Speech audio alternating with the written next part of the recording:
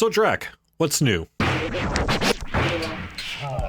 There is a lot new, but I think the one I'm going to showcase this time is, which a lot of people are going to be surprised. I'm going to talk about a country-ish album. I would, this is more country than some of her other stuff, but there is an artist called Kacey Musgraves. She just had a new album that was released called Middle of Nowhere. Cool cover. Yeah, that's the back. So yeah, is she's kind of hard to. She writes very personal songs a lot, and she really talks about current issues and stuff too. So that's about the best way. And I got Ooh. the Rodeo Clown. What? Yeah, this is called the Rodeo Clown. Like the names they come I up love with that though. for Hey, some but of you know what? these presses. If you took a rodeo clown and smashed it in a vinyl machine, Yep. it might well look like Yep. that.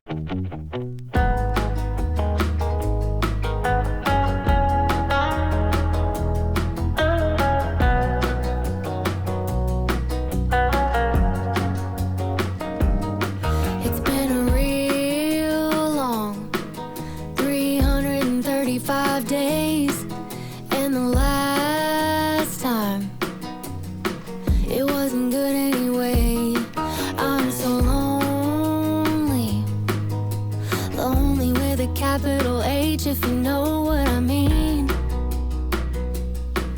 I've been sitting on the washing machine. Ain't nobody's tool up in my shed. Ain't nobody's boots under my bed. Ain't nobody's truck up in my drive for a late night call for a real good time. Absolutely wonderful. I only know the name, not the music, so I'm gonna have to wait for the clip, I guess, on this. So yep, so that's what's new for me is which I know a lot of people are. If you're a fan of the show, you're going to be surprised. He's talking about a country album because I'm not the biggest country fan, to be honest, but I really like Kacey Musgraves a lot. So At some point, we're going to do our top 5 country, and I think it'll be a very weird list because both of our tastes tend to be fringe, a little more on the fringes. Yeah. So yeah, for or sure. maybe not. Maybe it will be Garth Brooks at number 1. Who knows? Thunder Road's a good song. It is. It is. Yeah. I'm going to talk a little bit about my recent record store day experience on April 19th, which is that I was broke. I'm still kind of broke on this episode, so that's why you're not seeing a lot of brand new vinyl on this one. Right. But you are seeing a little bit of brand new vinyl that wasn't too cheap, because what I ended up doing for record store days, I decided to go to a meetup by a website called Audio Karma. Audiokarma.org is they've been around forever. They're a long-standing audiophile forum. If you got a question about your record player, that's probably going to show up in the search results, that kind of thing. And they had a meetup where it was like a buy-sell trade, show off your weird, crazy hi-fi gear meetup not too far from my house, about 15 minutes. So I took about $200 worth of records that I wanted to clear out and make some space in my collection. Something we haven't really talked about on the show yet, but we will more in depth in the future, which is clearing out your collection periodically and figuring out what stays and what should go. And Yep, I just did need that. to do that. Yeah, because I was a little broke, I knew I wanted to buy some records for Record Store Day. I knew this thing was happening. I was like, let's do it.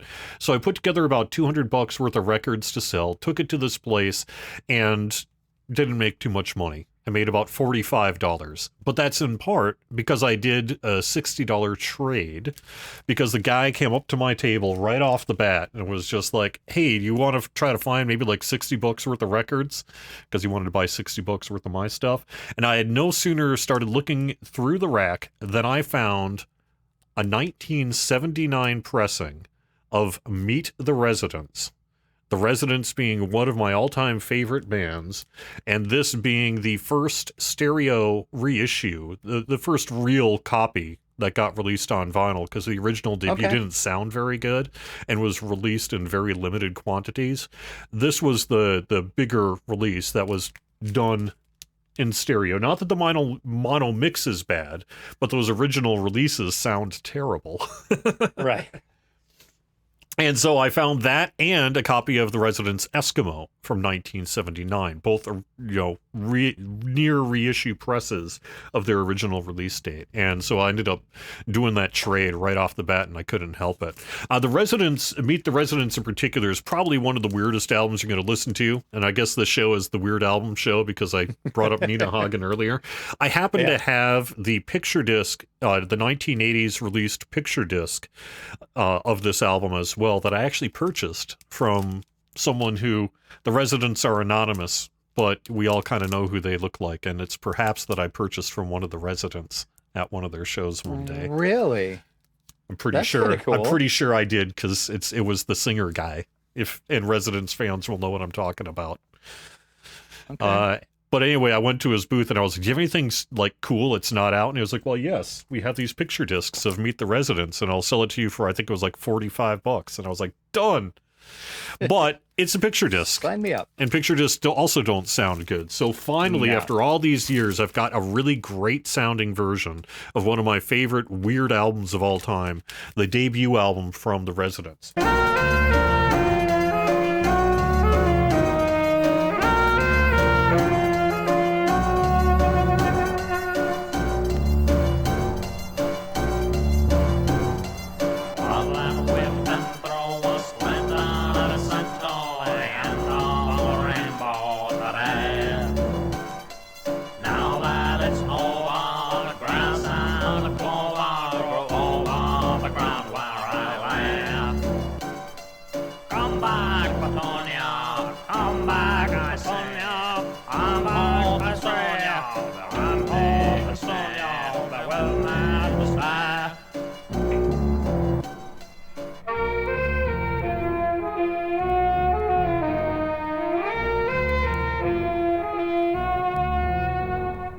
This whole album was put together through analog tape loops.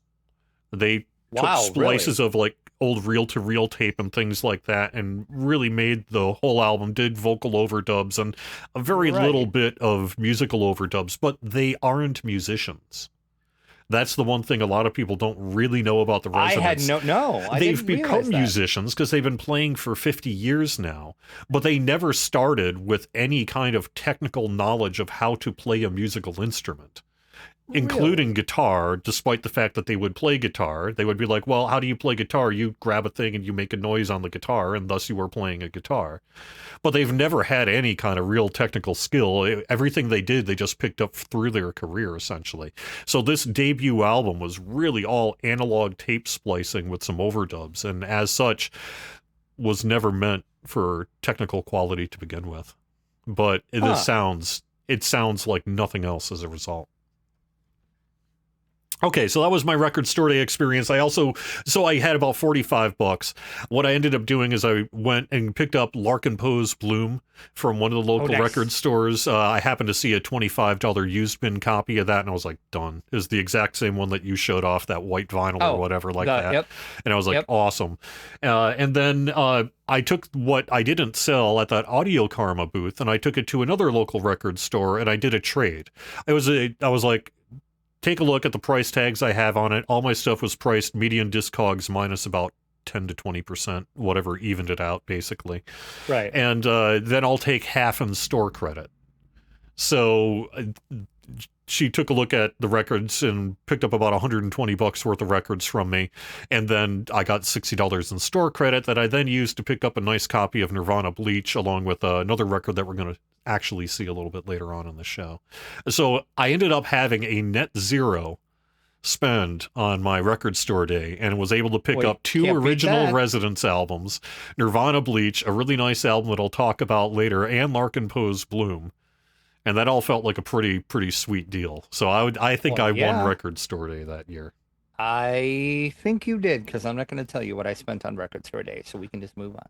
I'm also glad I didn't buy the Taylor Swift. I almost bought that Taylor Swift because there happened to be a copy of that single or whatever that was lying around. Yeah, it was just a little 7-inch Elizabeth Taylor. What a piece of garbage that is, including the pressing quality. If you go on TikTok and stuff, there's all sorts of like warp issues and things with it. It just sounds awful. Yeah, I haven't a shock to no one. I did buy that on Record Store Day. I haven't opened mine yet though, but I have seen that there is I'm pretty sure mine's going to be warped. I should open it to see just because I've seen so many videos of those being warped. So yeah, apparently they skipping have issues really as well. Yep. Yep, all sorts of problems with that pressing. It was just not made to a proper quality control. Well, from all indications. Pumped so many of them out, and there was like Yeah. 10,000 of those pressed or something. It was like insane. Bummer though. It's still a bummer. Yeah, it is. It is. I know I'm going on a little long for our What's New section, but it's been a really momentous couple of weeks for me. About a week ago today, not quite a week ago today, I went to go see Bloodywood headline at the Paradise Rock Club in downtown kind of Boston, Cambridge area. And I purchased a VIP ticket. And we've talked about good deals before and VIP tickets. We talked about that $80 Evanescence just a little bit ago. I just looked up my receipt before we went live. Everything I'm about to show you came to $108, including the price of the general admission ticket. And I got the VIP for Bloodywood, so I was waiting in a nice long line of about 70 or so people, and then got the chance to have Bloodywood personally sign my copy of New Delhi that I showed off on the show just a little bit ago. I got a photograph taken with Bloodywood. I also grabbed a photo of Raul signing my actual record. That way there's virtual proof that this signature is for real. Exactly. That's real. I didn't sign it myself. That's a real auto. It came with a tote bag for the VIP, which was a really nice tote bag. Yeah, that's kind of cool. Yeah. Interestingly, it came with a actual printed ticket for VIPs only. Oh, wow. But that's nice if you're getting, like, say, a signed record or something like that, which is what I'm going to do with it. I don't have it for the show, but there's a little VIP lanyard. I've somehow misplaced it around my house, and now I can't find it for the show. But I have that I'm going to stick into the record jacket as well and do, like, a little presentation with that record now that I've got it signed. Okay. I'm actually going to... I think get a wall display for this and basically put the record off here, put the ticket and the picture of me with the band and all that sort of thing, and just make a little display of it. As a result, I did purchase from their merch booth a new copy, the white vinyl copy of this one as well, so I've got an actual listening copy again. But then the VIP also came with this free poster, which is a blacklight poster of the tour poster, nice 11 by 17, and a little Bloodywood branded flashlight for the blacklight, so that you can actually see. It's not going to go on this image here because it's not dark and stuff, but you'll know what I mean. Okay, that's amazing. And first check at the merch booth, first crack at the merch booth, early entry, and the ability to basically be right up front on the stage because you get there before everyone else. And so all of that for $108 felt like an absolute steal to me. It was so... The other thing I just mentioned is some of the opening bands. I did purchase from my What's New here for a record. The first opening band is a band from Spain called Encore. And they have a vinyl album. This came out in like 2024, and this is a 2026 repress of it, brand new repress from it, very limited copies. This is sort of a EDM / new metal / modern metal album. Interesting. That it just was a really cool band, and I really wanted to support the openers.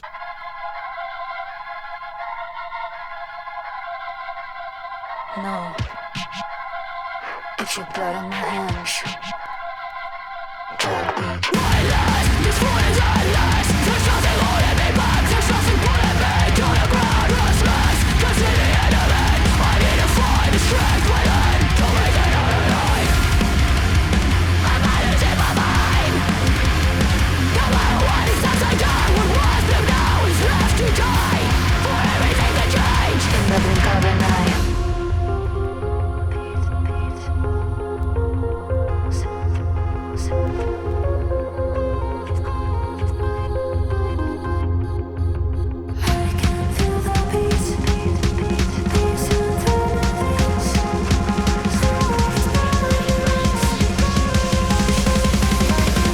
I think you in particular might like it because there are parts of it that remind me of Magdalene Rose. Okay. That it's in that space in terms of kind of that, the okay. metal production and everything. Okay. Little symphonic, little big sound, modern, crunchy but smooth, screamy but also singy, Okay. but also a little kind of pop punk at parts, with a pretty heavy overlay of like EDM. Some tracks are just pure EDM. The other thing I'd mention, and the reason I bought that album, is their drummer.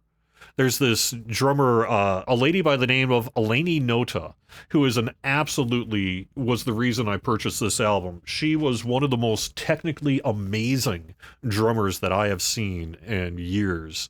And she sounded so good live that I just couldn't believe it. When you hear this album, some of it you're going to be like, gosh, that sounds like a drum machine. But I promise you it probably isn't. Because I just heard her play it live. Right. And that's what she does.